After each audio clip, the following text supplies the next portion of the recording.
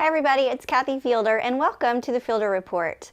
You know, now more than ever, especially in January, our bedroom is kind of everything. It's our oasis, it's how we relax, it's how we unwind. I know mine I arranged over the holiday season just to kind of make it even more usable for me. We spend so much more time indoors right now, and I just needed the space to be perfectly appointed so I would be comfortable and cozy for these colder months. You know, I think one of the best and first and foremost ways to really refresh your space is new linens or new textiles, new pillows, surrounding yourself, especially when it's cold and during this winter time, whenever the temperatures are dropping, with textiles that make you smile, make your day brighter on those kind of cloudy days where you're just yearning for sunlight. Little things that just like speak to you. And so when you walk in the room, you instantly feel relaxed, you can unwind. It is so important for your bedroom to not be cluttered and to be organized, and to take the time to make that happen for yourself. It will be the best Sunday afternoon you've ever spent, just getting your room really prepared and really organized, everything in a place. And so when you walk in, you don't have this kind of, oh man, I need to do that, or gosh, that's out of place. And you keep it that way. It doesn't take that much more time to keep it the way it's supposed to be, organized, looking great, than it does to make it messy. And so you might as well just take the effort one afternoon and really make a spectacular space that you love and adore.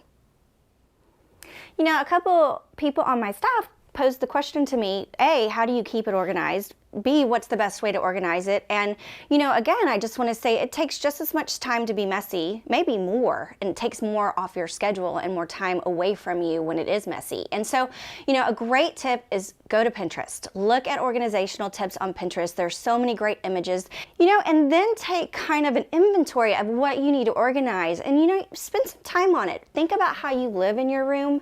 Think about what you want it to do for you, how you want it to be. What do you want it to look like visually? I mean, it's so important, especially in our bedrooms, that we are visually entertained by the space. No matter if you want serene palette or you want a more vivid palette. You know, for me, I love just white and gray, and it's soft.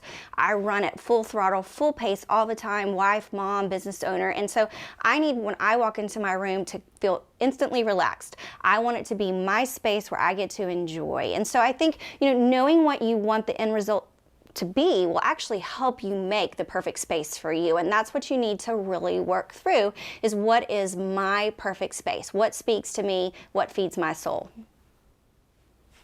You know, I'm really blessed in my master bedroom to have a couple of elements that help me relax and unwind even more. First, I have a fireplace, which is such a treat, and a fire is something that really speaks to my soul and does help me go, okay, it's time to wind down.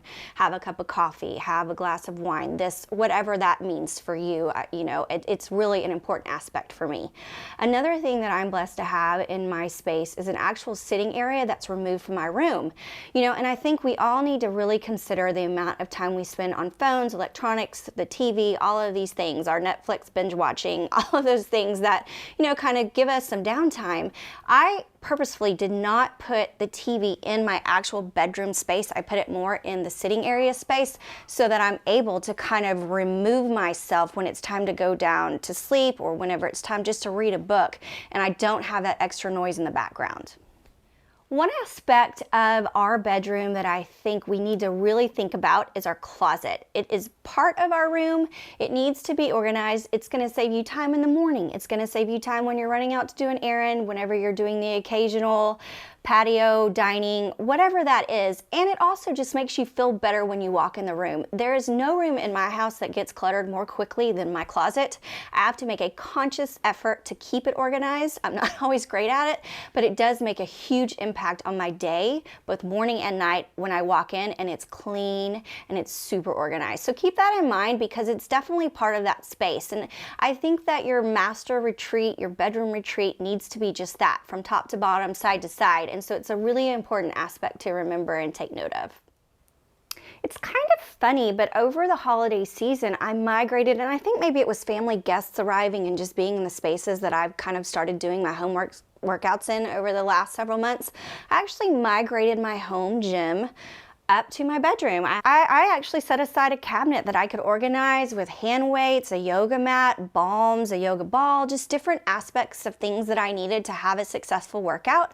One key point I want to make about your bedroom is you really want to surround yourself with what's important to you. For me, fresh flowers in my room make my day. They're a wonderful asset to walk in and see. You know, I love to have some fresh greenery and just life in my room. It makes me feel more alive and more at peace. And so I think really understanding, interior should speak to your soul, and so really understanding what you want your bedroom to be and mean to you, it's worth the time and the effort to really figure out how to feed your soul. You wake up happy, seeing a beautiful space, you go to sleep relaxed, and just knowing whether that's having spa music on, whether that's fresh flowers, you know, as I mentioned, or greenery. I think spending time understanding what it means to you to have a beautiful space that feeds your soul is worth every effort and more.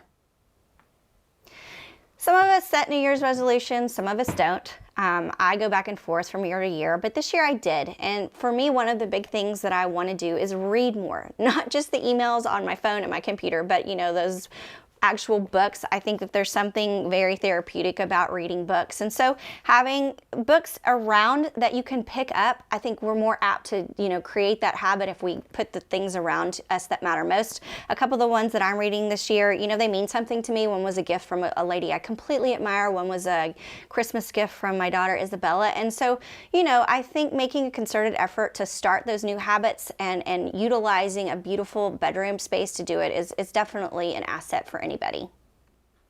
Another great way to kind of make your room into an oasis is think of it, have an at-home spa day. You know, set some great products beside your bath, actually spend the time to take a bath, read a book in the bathtub, have a glass of champagne, whatever sounds and feels great, I think will help relax and unwind during such a crazy time in our lives. And again, we're so much more inside, and we have to be inside because of the weather. So now more than ever at this time, it's so important to come up with little ways to treat ourselves and to make ourselves feel relaxed, to make ourselves feel at home, and to kind of nest and enjoy the wonderful surroundings that we have.